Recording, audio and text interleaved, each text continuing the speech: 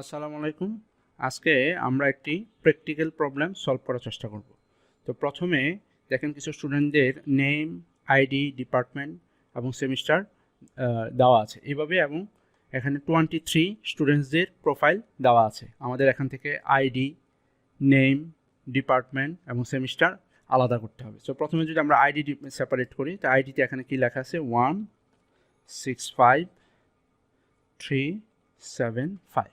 ওকে, এখন তারপর আমাদের নেম, তো আমরা নেমটা টাইপ করি।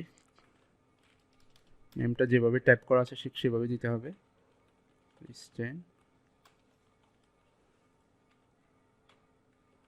ᴛৱ ওকে।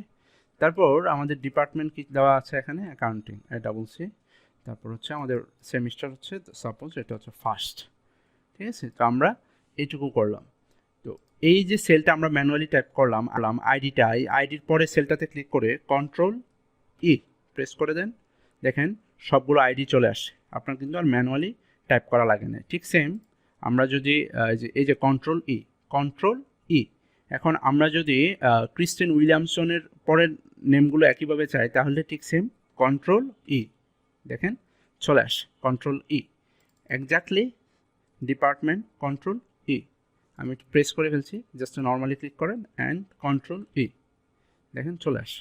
এখানে সেমিস্টার Ctrl+E, দেখেন ওনাদের সেমিস্টারগুলো সেপারেট হয়ে গেল। এখন যদি আমি জুম আউট করি, দেখেন এত বড় একটা টেবিল, এইটুকু কাজ করতে ম্যানুয়ালি করলে অন্তত 30 মিনিট তো লাগতোই, কিন্তু আমাদের কাজটা করতে এখনও 1 মিনিট শেষ হয় না।